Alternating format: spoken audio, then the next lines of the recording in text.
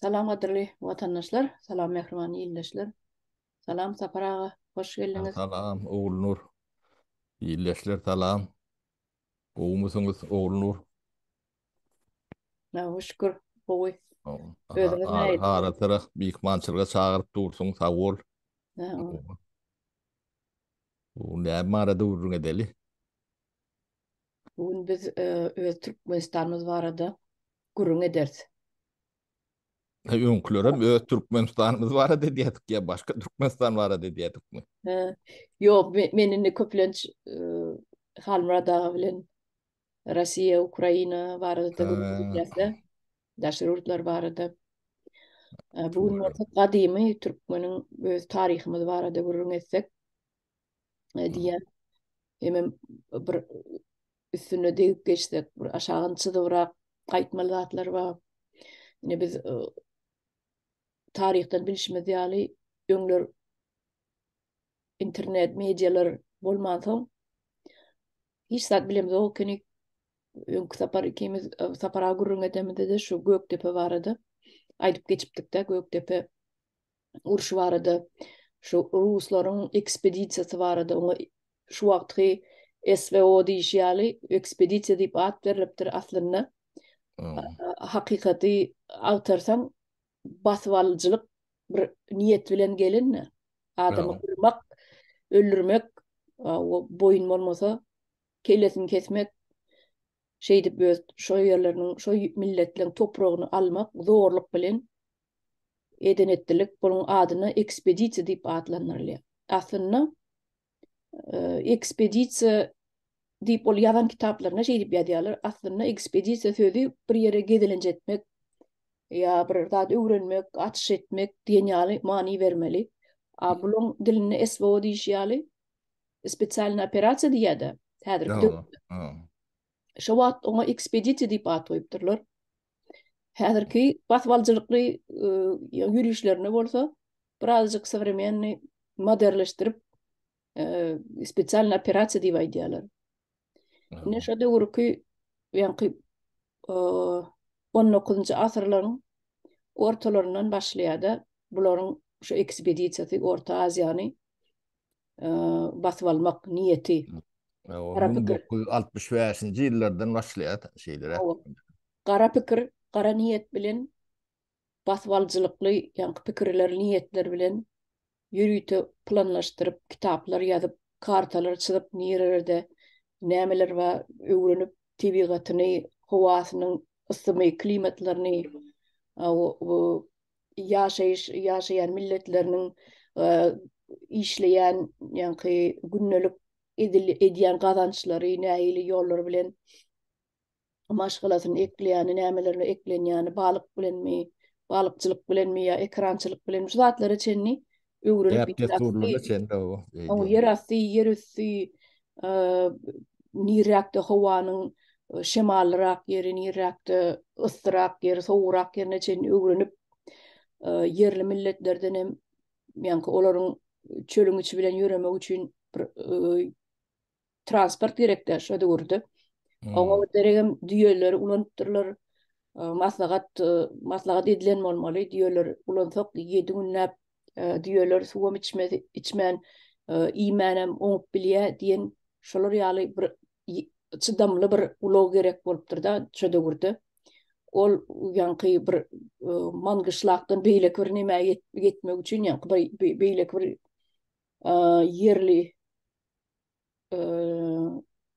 näile diýip aýdym, okruglarmy, yerli etraplarmy, raýonlara gitmek üçin bir welaýetden ýa başga welaýetde ýa Özbegistanyň Türkmenistana geçmek üçin şolar ýaly uzak ýollara çydamly, şo çölüň ýagdaýyna görä çydamly bir transport gerek bolan üçin diýeli adamlary bular ilki diýelerini elinden alyp satyn alyp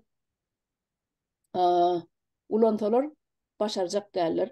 Sebäbi dünýäniň öz eýesi bolmaly diýip düşünýärler, düşünüpdirler şo wagtlar. Sebäbi her bir dünýäniň öz eýesi öz diýesini öldürmezlik üçin gowy sereder diýip. Şo nukdaý nazar bilen pikirlenip diýerleri öz eýeleri bilen bile alypdyrlar. yola yankı ekspedisiyasına koşup dururlar da diyorlar bile. Hem öyle diyorlar kuvvet eder yolu izde öldürme saklar deyip. Biz alıp gitsek ölür yolla bilmez burnu kendi. Şoň ýaly ilki ýoksam düýelerini alyp durarlar elinden. Onam başarmanyrlar ýolly ýyzy ölüpdir diýe. Gowsere bilmändir. Soň iýeler bilen bilalmaly diýen pikire gelipdir bular. Şeýdibem ekspedisiýasyny, ýa-ni Goşadyrnyň içindäki ekspedisiýasyny düýeleriň iýeleri bilen, mallary bilen bile äkidipdirler ýanlary bilen. Bra ucuytujyda pul tölänirler. Mine şeýdibem bu ekspedisiýanyň ýa-ni ady ekspedisiýa emma şol döwletleri, Orta Aziýa döwletlerini basyp almak niýetleri bilen edilen ekspedisiýa bu, ýürüýüşler.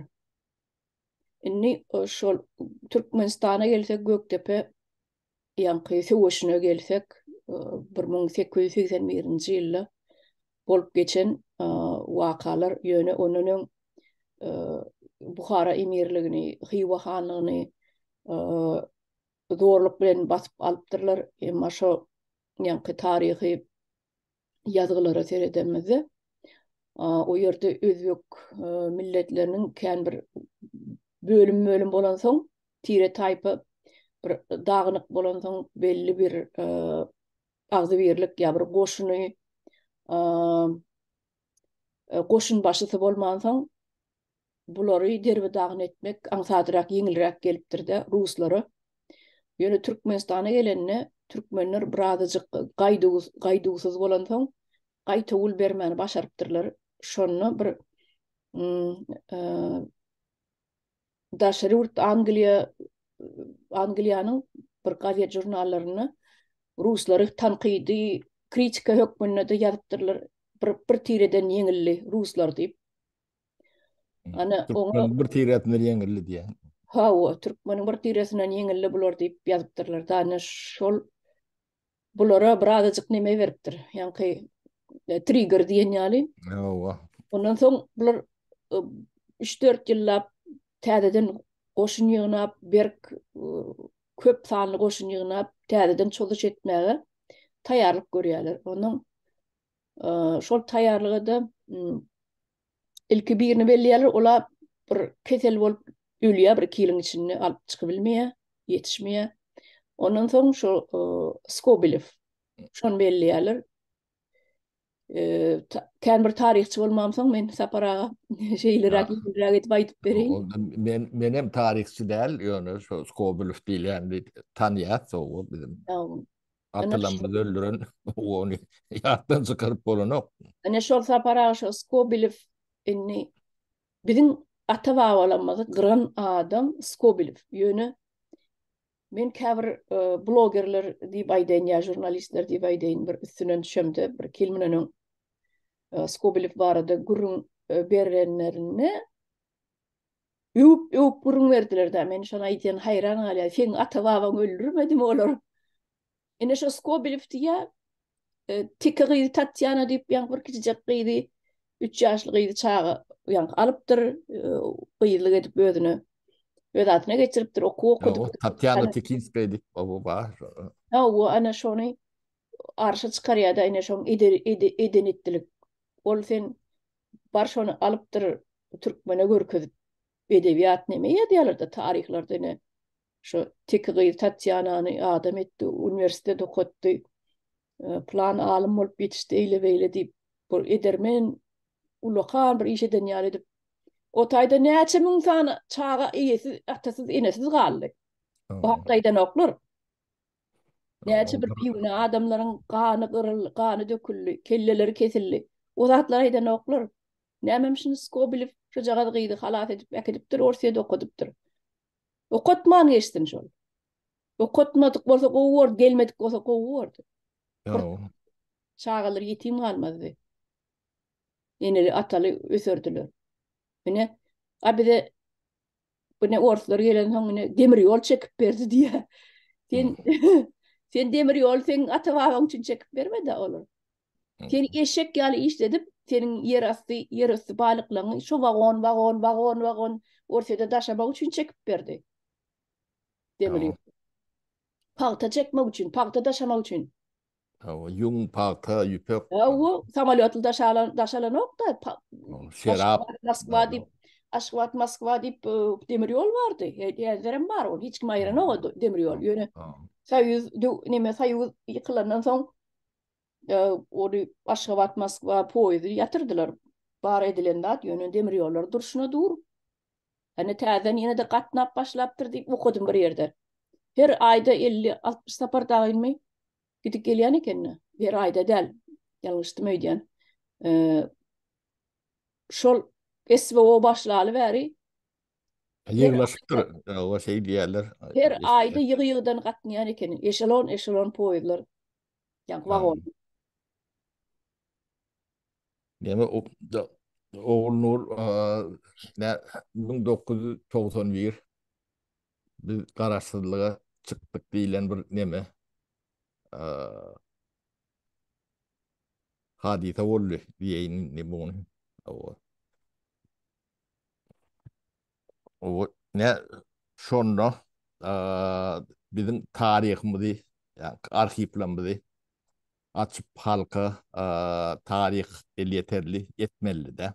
Şu in vakti de o sebebi önkü bolonda atlarda son adamdan o nemesi yok dilen yalak nemesi bahanneler var da şonu şu nemeden oklar etmeyenlerin sebebi o tayda ayrılan şartlar olmalı o bir ikinciden biz Orsya'nın Ors imperiyasının kolonyası onun önü Arap imperiyasının kolonyası o ne şu da atlan üstü açılsa katı ütköşük Titaniski ütköşük demeler emele gelmeliler. Bilem o şondan lämçün çekindiler diyemek bizim kararsızlık diyen dememiz yalan olmalı. O o da yönü bir yani bir kıyıska vaat demesine yani Sovet Soyuzu yıkılıyor. Tak Orsiyet pravoprijemnik yönü ödünü dürsemedik. Alcıran yağdaydı da 91, 94 yardımda düşüyor. Yani Matkuada üstlendik kapıyı defip ayağımız bilen açıp biliyorduk da şurada olurdu. Ay tam çok ortalar. Yine bir demeden ortak duruşunu daratsanım. O mümkünçülük bağdı. Yeni yalak demeleri şu at. Şimdi ilk deme bilen geliyor da. Tabii hakikaten öğülerini toparlap bilmeyen, devam edeceklerini bilmeyen yağdaylarım kıyın katı alcıranırlı. Toğutun beşlere çenli katı alcıranırlı da. Son yuvaş yuvaş öğülerini toparladılar. Ondan yurt yine de şu kağıban eline geçti de. Yönü ne şu surat var, ne şu surat 1983 yıl. Görünüyor değil mi şu surat? Surat bu görünüyor. Oğulnur, yönü bizim ikimizin suratımız Edil Türkmenlerin üstüne bunu beylek geçireli. Ne şu sağdaki üç kara silkme telpekli yaşlı, ne Türkmen yaşlıları. Bu kim dediğini bana nemet çıkarıp bilmedim. Artlarından bir yadan oklar. Yönü bilen bağdır. Bunu aşağında nemen komentarlarda da artlarda yazarlar. Şimdi Gökte Purşim'in 1881 dekabr ayında Utorya'da yani Bolçek senderler ya da boyun olanlarlar da. Bu da 1983 yıl demesi vardı. Yani Alexander Evet. üçüncüyünü karına vaat etmeye Moskva'da son demesine çağırılan adamlar şular. Hem beceti yani öz basvalcısını kutlamalı. Sonra ıkrar etmeli var yerlerde. Bana adamlar şu ne Özbekler, Tacikler, Kazaklar, Tataran var ödeyen şunun içinde. Ya bu atlar nemelerini bilem okkun yönü şu kırakı bir taraftan şeyli seyreden de sağ taraf oluyor değil mi? Şu tarafı. Hmm. O Türkmen'in telpe uyut köşüktür. Beyleklenki. Çolma olsa Türkmen'in silkme telpek ne kara silkme telpekli Hmm. yaşurlar. Ne şu suratları propagandada Türkmenistan'a meyletin e, giyirmesine başvurdular diyle ne alak demeler bilen getiriliyor da. O yine inauguratsiya чиновников Türkmenistan'a ya delegatsiya Türkmenistan'a чиновников Türkistan'a na karanatsı Aleksandra Tretьего diye Moskva 1883 yıl. Hmm. Ha sağ ol ne düşünüp ettin. Şimdi Urs'tan son ne şey geçiyor? Kil doğru kilim derler. Kil, hava kili yeter etmez. Yeter yetmez. Yani şu yaşlıların üçüden belki de şu 81. yılda yani Urs bören yaşlılar olmalı. Hmm. O ne solar. Onun kavillerinin çağlarını yani okutacak, ne edecek deyip ne yetir alıyorlar. Zaложник diye niyalak. O verdi yani çağlar o tayda olan o iyiden ne kodgol olmadı bilen okulda. Yani ortum şol riyalak priyomları kayan yöne bir Tuğra kendine 70 yaşlarında 70 yılla Türkmenistan'ın ortaydın hakiki kolonyası değilen duyguyunu bir de hiç yerde e, yemekleri noktur da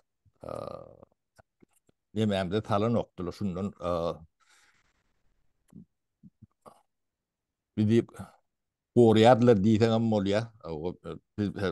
Ortadan kolonyası diysen şu an yok. Biz yani doğunluk nemesi diyecekler kendidir. Mesela. Yani ne propaganda bilim ne ben ediyen zatları şu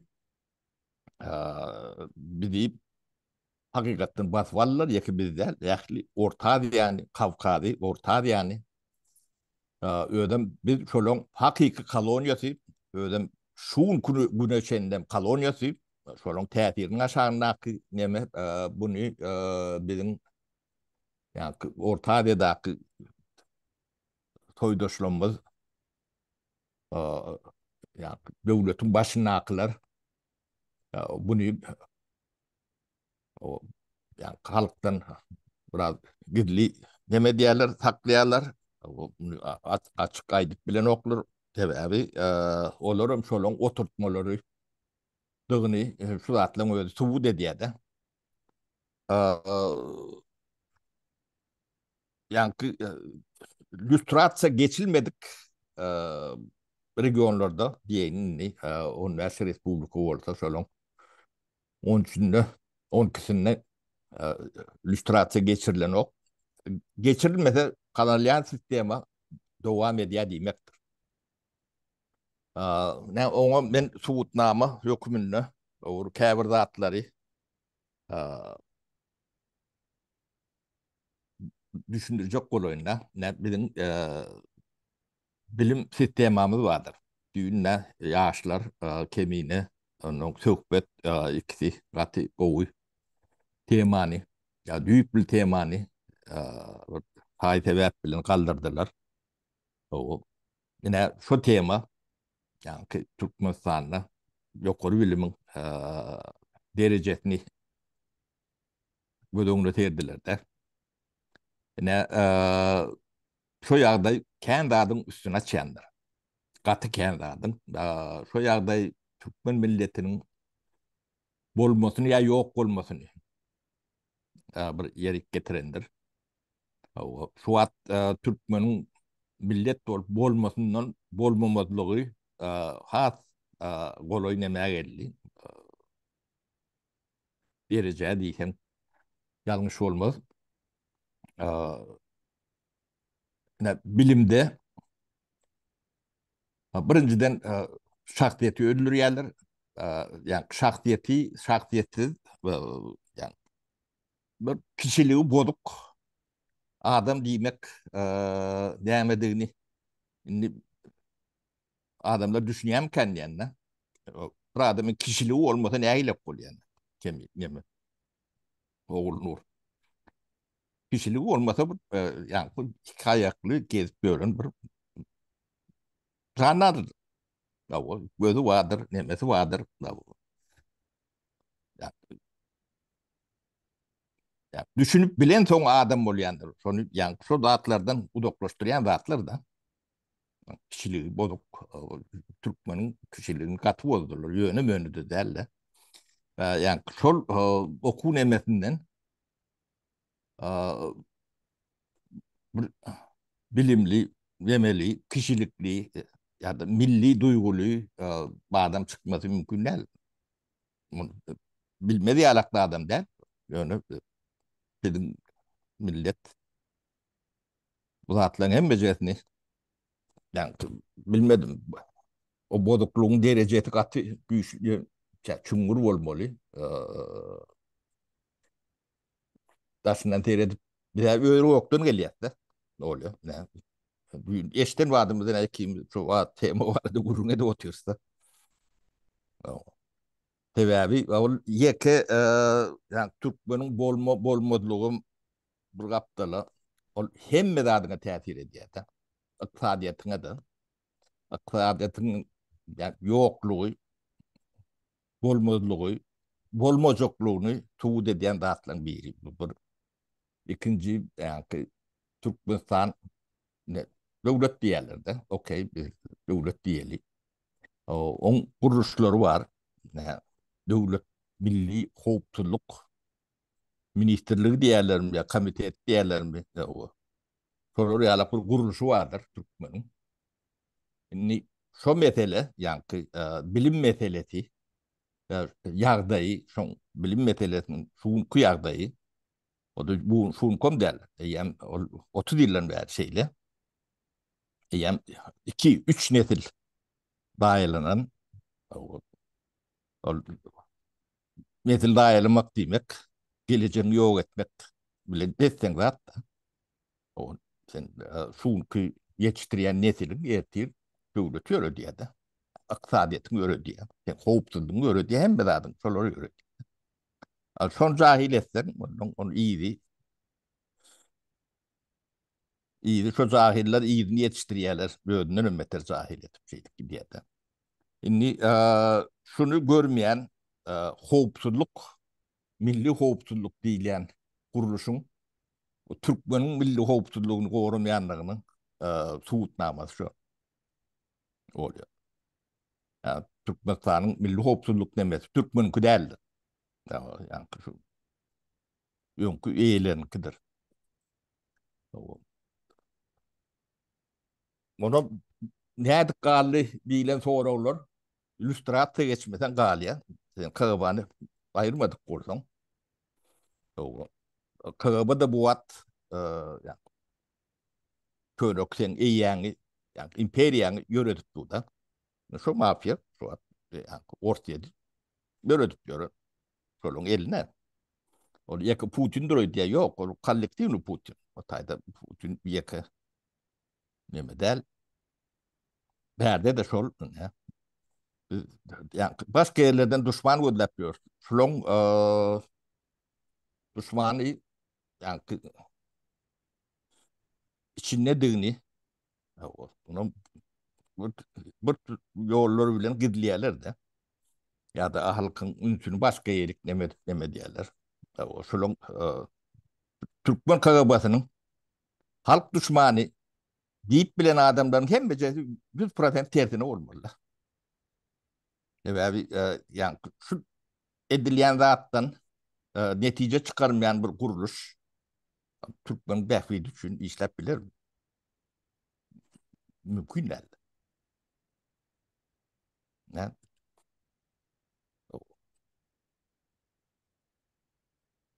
onun yeki o da değil.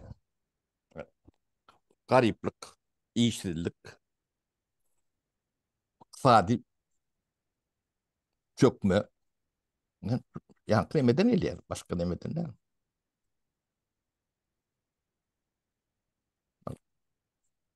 Kadrem yetişen ok. Yetişmedi. Yetişmedi mümkünüm değil. Onun bu yine de kendi adı üstüne açıyor.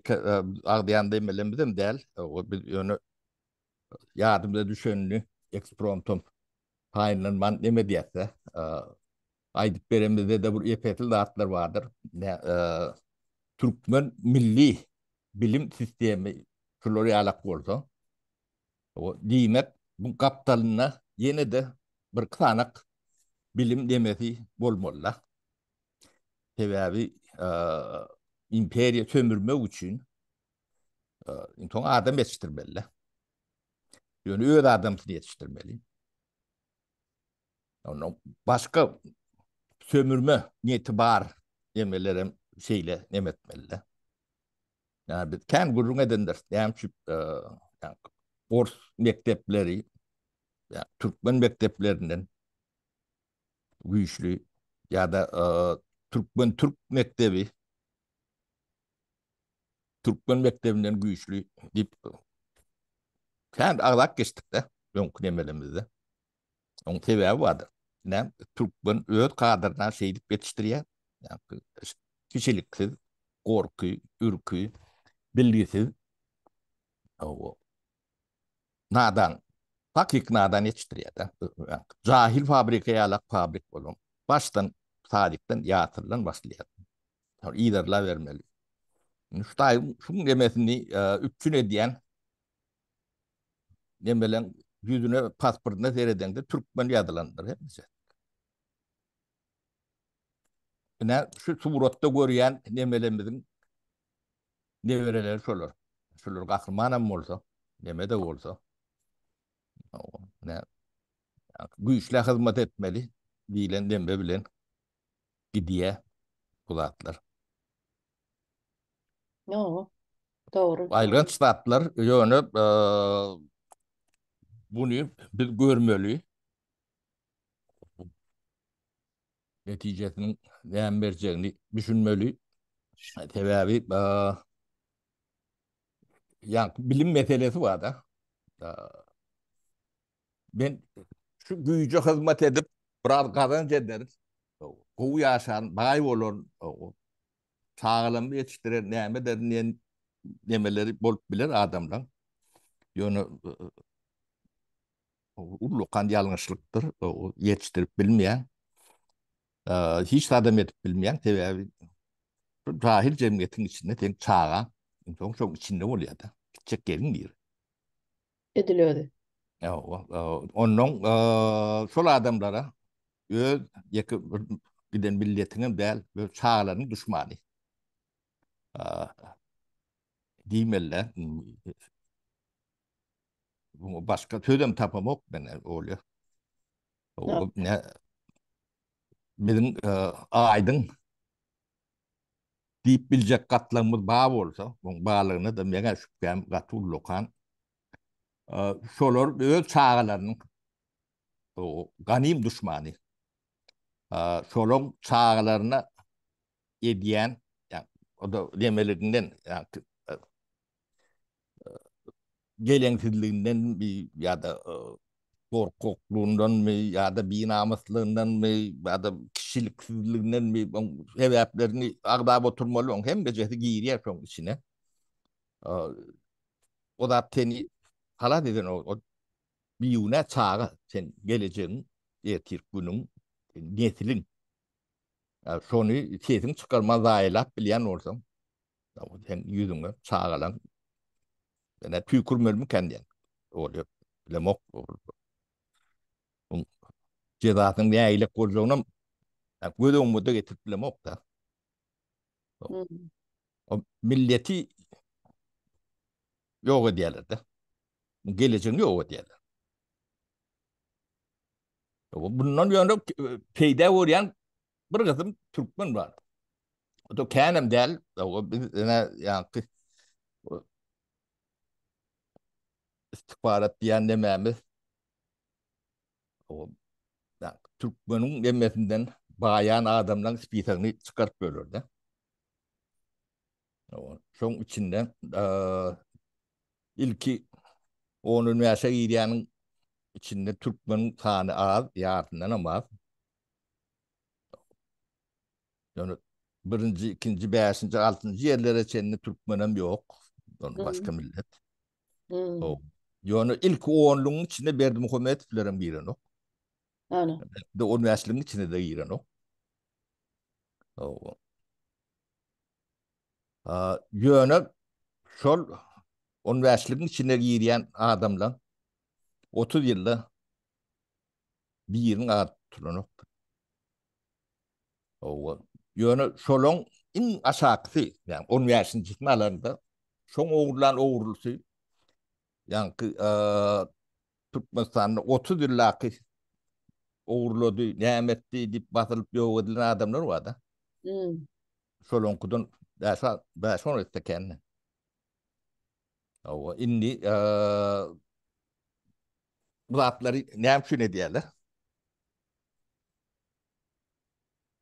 Nasıl büyük meselelerden uzaklatma için tabii kendi işe diyorlar. Böyle. Hı. Şolon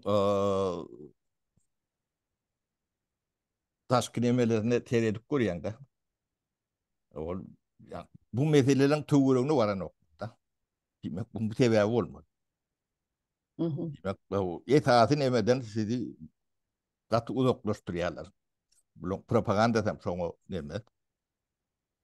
Ya, onun koron mangam rahiller bilen koron mangam demeti. Protokolü bağırın men diye. Tarakan addelip eşitip bildin oğlu. Ayo. Mış problemi dip o solor yalak. Zahir cemiyeti ne solor yalak deme bilen demetmelle. Yani kıban içinde 3-4 tane deme vardı. Suat ne aktivist, apazisyonyer, men jurnalist, men näme dip görün gatlak vardır. Taşardı suat yani ekranı taknani kirledip neme dip görün. Awo. Ne şu harakana delin demeleri, müşterileri ya ödleri onu. Näme diyenlerden bilen okur. Şu Ben büyüklü Tarakan onu kim taptı on Tarakan'a derli. yok ödler diyenler solur yalak addel o at koyup dururlar. Öd aralarında bunu adi afsallarda başkarak bulmam mümkün. Eh, O yokmuş derli ve eşittim ben o Tarakan ne? Sol tarakana diyelim var. Ne tarakana deli şu aktivistlik kıyırıp görünür. Sonra yemeleri. Tarakanlar he. O Eh, onun içinde kâfi bilmeyen rota içinde yönü yani Sridati şotay alıp giren kâfi o Navotka ölen kâfi Stantaj ölen kâfi bakanaları kendine o atlara giyip görünür yok bir de gıdak kıl demesi yok yönü. yine bir aktyora nime sahnada peyda olupdur. Farhat Durdiýeň yerine. Ya vardır boş bolmalı o da atlardan biz geçtik yani bunun yetiştiren kadırları sonundan bu lokan deme Aw. fantazyaları yetmeliler. Aw. Onu böyle oturuyor. Hiçbir nemeti yok. Yönü ne bilim nememiz sonunu işleyen bir topor 50 diplomlu boynu astuklu o saçını yılmap o sakalını yırıp görün astuklucu bir topor astuklusu var o ayağı liftetlerim var. Giden armiya diye de nökör olacak ilişkimiz var. Ne şolong eden yemesi, hizmeti yani koşuculuk içinde o Türkmen halkına katı ağır yani bunu bilmedim 50 yıl alacak mı, 100 yıl alacak mı? Tade nesil yetiştirmeli. Aw. Ya ne şu 3 4 nesil yok ettiler. Neşe. Yok edip ayırladılar. Dedim katı ayırladılar. Aw. Şu surata seredýänne sapara. Hı. Bile maksady görnýär Görünüyor ben görüyen Surata seredýän 3 tane Türkmen, sirkme telpekli, gara telpekli, gyrmyzy donly 3 tane ne? Türkmen. ýaşursyny görýän döşlerinde medal ba. O. Beýleklerde de ba medal. Dakypdyrlar beýlekleri de. O kimyatla Bula, diyen. Öyle. indi bula men hayran, ene şu ýatla, şonu aýtjak bolýan. Häzir indi şu Göktepe urşunna bular gyrdylar, öldürdiler. Müňläp adam öldürdiler. Bulara 3 bolup ýa-da Karanatsa gidiyorlar, Aleksandr 3-njiň Karanatsatyna. 83-nji ýyl, 1883-nji ýyl. O. Onuň inni nime bolýardy? Häzir ol nimene aýdyp geçer, Nikolay II-njiň kakasy bolýar. O. Aleksandr 3-nji. Inni nime diýjek bolýanymda? Şularda däp bolmaly. Seniň ata babalaryň gyrýarlar, sen tohumyň ýok edýärler. Seni mihmançylyga çagyryp gelip binne bulara syla hormat edilip döşüne de orden dakýarlar. Inni şu Kadirov ýadyma düşdi. Ramzan Kadirov. Oňa kakatyny öldürdiler.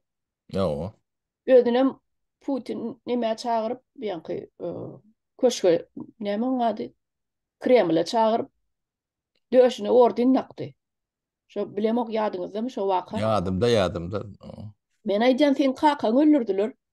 Senin bilmediklerin bolup beýnamyz bar orden alýanmyş oň elinden. Yani Berdi Muhammedow bilen atasam gatnap medal aldy, orden aldy. Oglam gitdi medal orden aldy. Yani barap buloňa ata babasyny aýdaly öz ejes kakasyny öldürmediler ýöne. Sen nähili wujdanly, nähili insap bilen şu oturanlara da diýenne, suratdakylara da näde siz barap bilýäňiz. Nähili şu medal alyp bilýäňiz. Siz gözüňiziň alyna şularyny ýaşatyp oglan näle? Şu uruş bolan wadyna şularyň ba bolmaly şataýdy. Näde siz edip bildiňiz? Näde bar bildiňiz? Şu medal dakma da bularyň däbi orslaryň. O. O. Gyryp ýok edip onuň içinde sähel bir nemerek sıçan tüýlüräkler ortada çagyryp ýankal orden dakýarlar. Döşüne. Yeme, bizim web sahypamyzda Göktepe Burşuarada bir illeşimiz o ýa 3-nji mi 4-nji makalatyny ýazýar. Gaty öwrenip şu ortalyň nemelerinden, çeşmelerinden, arhivlerinden ulan nemelerini getirýärdi. Mesela Oşon okan, bu dağıtlardan başka yerde okap bilecek demeğiniz yok da. Türkmenin resmi demeti, resmilegem käbir sözleri ulanasın gelen ok. Hükümet diýmäge diliň baran ok, resmi diýmäge diliň baran ok. O sebebi yalan zady, sen legitimiziýi diýen ýalak neme bolýar-da.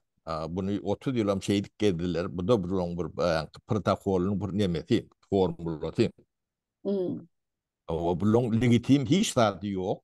O sen bir döwletiň imperiýaň koloniýasy bolarsyň danym, o sen üstündäki nemeler näp legitim boldy. yok, devlet yok. Devlet yok.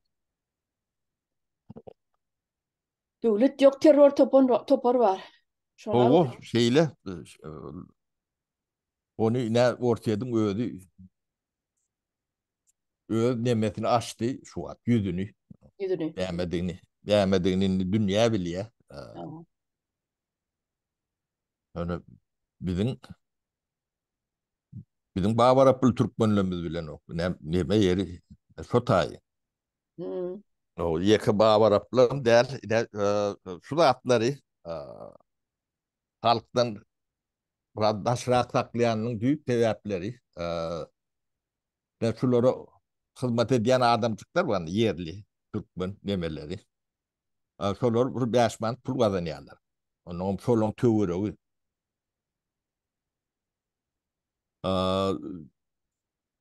Şoň üçin beýlekleri gyrmala nemetmäle gatyrlar şolar. Ol ýanky onun ýaşadym diýdim, Türkmenistany baý nemele. İçinde o Türkmen tarapyna degişli baýlan esaslaryny Ben katı o tanıyan, sağlığından tanıyan adamlarım. O hem becesem targaş, yon kitap param biraz gurrun ver, yani zav sklat, büyük sklatçı, ya neme, Hmm. o solon içinden in bayi, Türkmenlon içinde in bayi, ne Recep diye verdim Murat Recep, eşitmedin. Yo, Bırdat urlaptır ya bırdat demediptir. Ha? yo. Yok. Şu at Germanya'da Türkmenistan'ın ilçisi Pasoli. Hmm. Ya, on ikinci demeti haline der. Ondan bay olmalı onun ire öldü. Irak ol öldü. O da Germanya'da Pasoli. Hmm. Ondan ne Türkmenistan'da bir zat değil ya. Yani Ya. iş adamları diyen olduk. O iş adamları ne der? Ne solo realak demeyen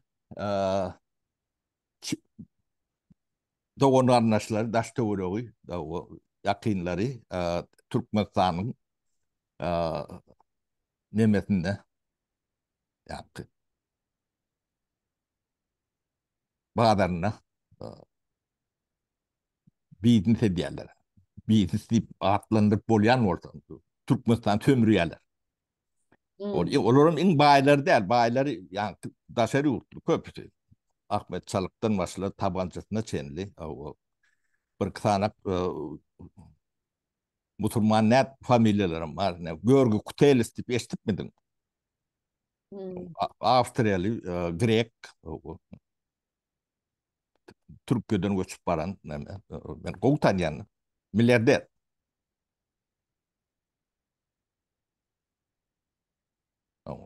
Yani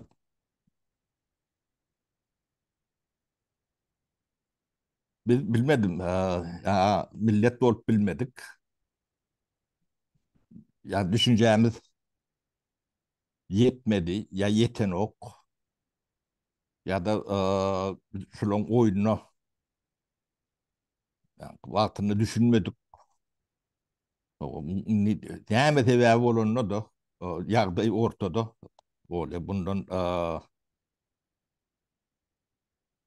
tid vakti çıkılmasa bu milleti bitiriyor. Ya. Yani millet dol kalma demeyen kala nokta. Hmm. Doğru. Ne şu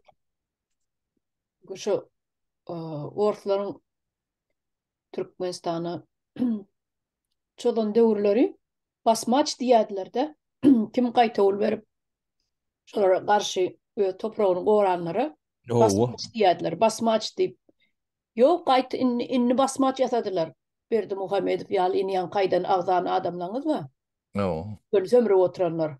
Adı nimesi çıkmayan, adı sonra çıkmayanlar ba. Şolar ine basmaç, hakiki basmaçlar ine şu wat Türkmenin ganyny sorup oturanlar ba. Türkmenistan'ı. Bütün Türkmenistan. Ine basmaçdı. Bunlar biraz soruyanlar yönü esası soruyanları beyleki demeler ol yönü şu zagat biraz üçünem yani teorik taşın kırılmasına kömek edip bilirler de. Hı hı. Ödlerim soğutsuz katı utanyan hiç soğuk yok. Hı. Zavsklat zavma ne soruyalık ne ben. Ya. O inni şu düşünceleri bile yani devlet demesinin başında olurlar. Yani devletin iktisadiyetinin e, zampret olurlar şular. Hı. O iktisadiyetini kuruyor ettiler.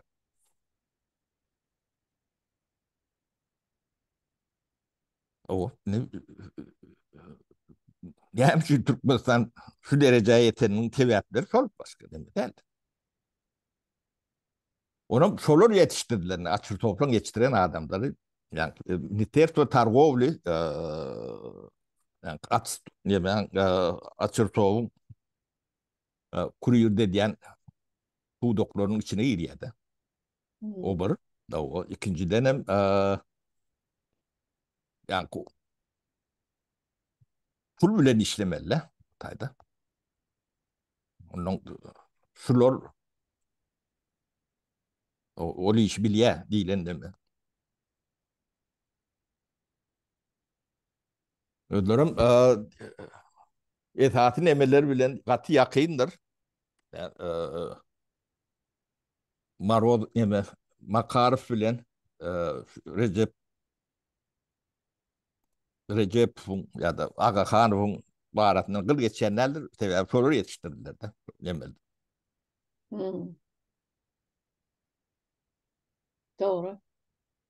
Türkmenistan'ın şunu çendim doğru. Doğru. Bir kanak samtağım taptılar. Ne verdi bettiler ya.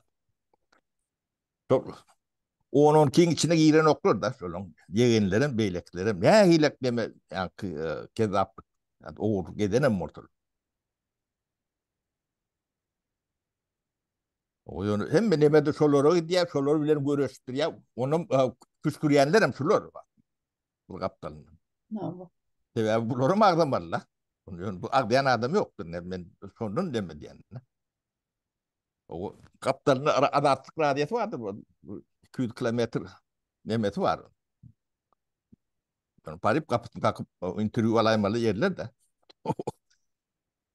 Yok deme sapara. Şu jurnalist değilseler mene boynu yüplü itler gödün mü öyle ya? Hmm. Nira kuş kursa nemet diye edip verin itler. Kim pul tölete şon hizmetini ettiyorlar. Ne Türkmenistan'ı bu da atları görmek katı anfattır. Ne bir haytam orada bir yerini alayan şulon. Recep al. Evet, hep işten demesi devlet işgal demesi. Edarası. O aile ulluğu belli de. Ne o? O. Şu aylığı yani kuşalt bilen oktur. Kuşun tevelep bilen. O çağı yetiştirmek ya beylek uzaklara beyledi dur. De zampret bolon da şonnalık. Men o aşağı emellerin ağdamı o. Hmm. Türkmenistan'ın yani Ministrler Kabinetinin zampredi bolon da şon aylığına ten eşin salsıp bilen o. Adam yarak eşik geyip bilen. Çilim çekken olsan çilimge yetmeli.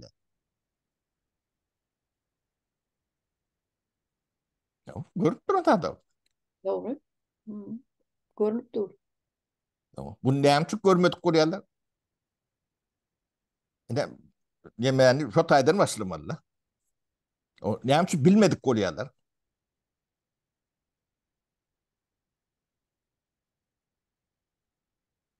Hem yani iktisadi reformlarının bir yönünü böyütlen şular.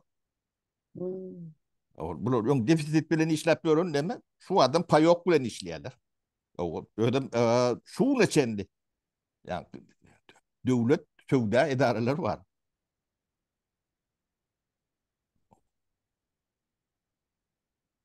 Yani yer su reformasını hem için etmediler. Yani eğitçilik reformasını diyeydi.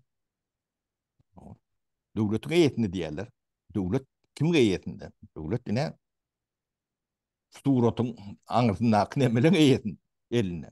Tamam. Eğitçilik. O hususi eğitçiliği sonuçul veren o.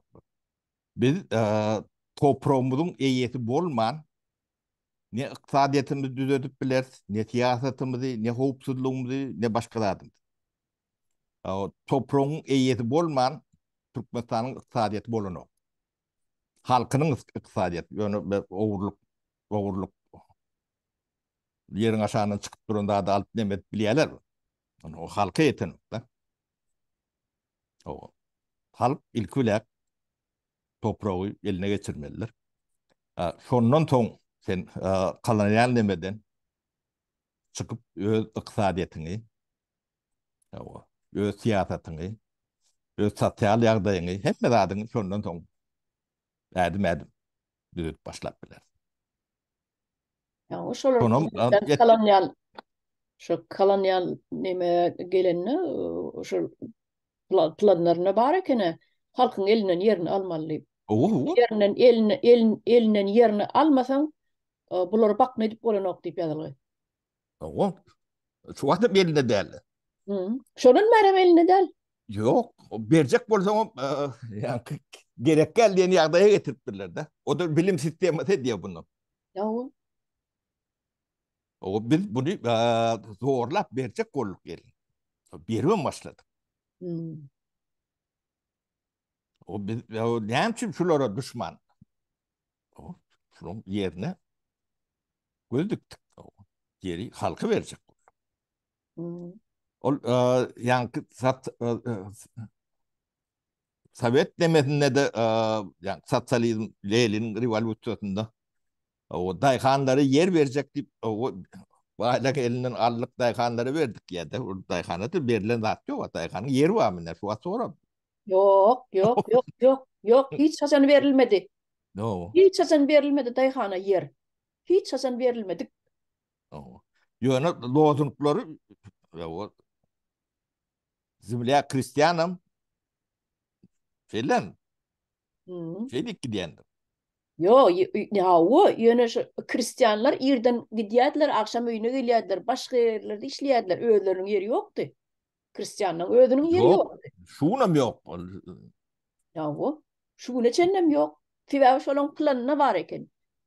O. Kılçylyk bilen hem ýazylgy. Hristiýanyň elinden yerini almasaň, daýhanyň elinden yerini almasaň, bakma edip bolanok diýip ýazylgy. O. Bularyň elinden yerini almaly, öýlerini çykarmaly. Ana ondan soň neme diýeniňe diýär diýip ýazylgy. Yok kul yemesi bunu o çağlıktan aptindirilir.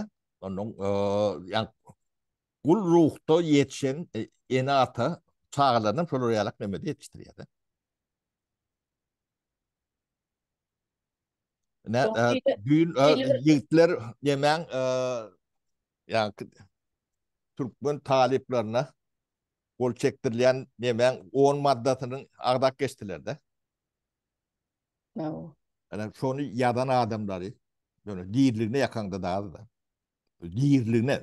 Dirliğine tam toyup yakanda da ine haýwanlaşdyrma ýerden gelip çykýar tarpara." o. Hmm. Ödlөгüm şolon käbirinin anan varsın ılmı derecelerim var. O biri rektör, biri prorektör, biri dekan, biri muallim, biri näme, biri yeni burada. Hmm.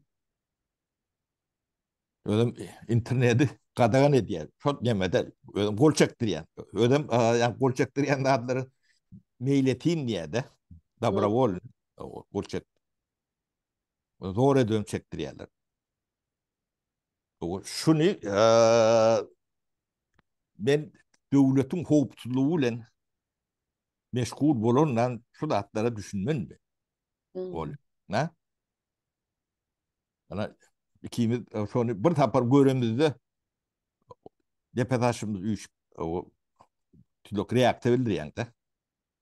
Şöyle içine oturup günde 24 saat kontrolür dedim. Ne aile görün okulu. Hmm. Ne? Şöyle birinki değerlerinin düyüp sebebi. Ha, o Çünkü sistema lüstrası meselesi şular şundan bizi uzaklaştıracak olayandırlar. Yani Türk bölü hiç bizim kaldıran temalarımızı kaldıryan nelerdirler, kaldırıp bilen nelerdirler. Şuna reaktör de verip bilen nelerdirler. Sebebi birinciden doğru. İkinciden bu düyüplü. Yani şundan uzaklaştıracak olayanlarlar. Ağlamasam uzaklaştıracak olayan dimen demezdir. Demek o tarafta. Bunu yani palça edip torap görmek gerek geldi. Sen çağını cahilleştiren olsa o çağın büyüğünü etkileyen olsa yani bu ne hayli tezini çıkaracak. Yani şu an ayıp oturuyor tabii. Şunu çağasını çok nemede okuduk nemedip görün. Münlerce ben Türkmen diye böğüşünün aktörün Türkmen vardı.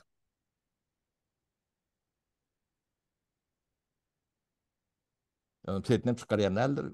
Gaytam tanç ver, pul verip deme diyendir.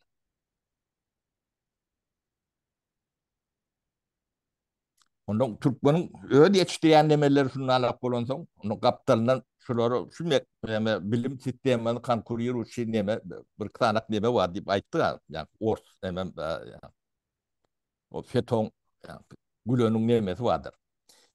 Son yurt yurdun nemesi iqtisadiyeti şolun eline geçmeli. Plan değil mi? Bu düşünmeze alakası değil.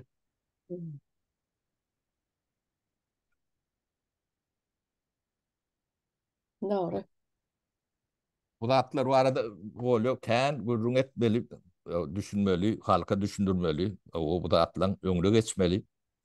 O Hmm, terde Türkmenistan'ın tereden kurmalılığının büyük sebebi ne? Şu da atlardır. ya, Başka neme değil.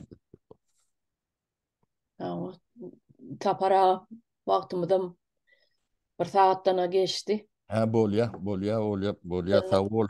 Yine de şu vatandaşlarımıza yatladılı. Bizim web sayfamızda şu Göktepe uruş vardı, savaş vardı. Rusların neyle basıp alışı vardı. Türkmenleri kırışı vardı. Oğlunu çok deymen katı ilginç katı neme. Bir vahşi bir şeyle bir millet de Rus milleti şeyle bir vahşi ekenine. Ol dine hadır ki döwürde däl olar asly şeyleken aňyrdan ýene. Oh, Onuň şolar barada ukap bilersiňiz web sahypamyza girin, görüň.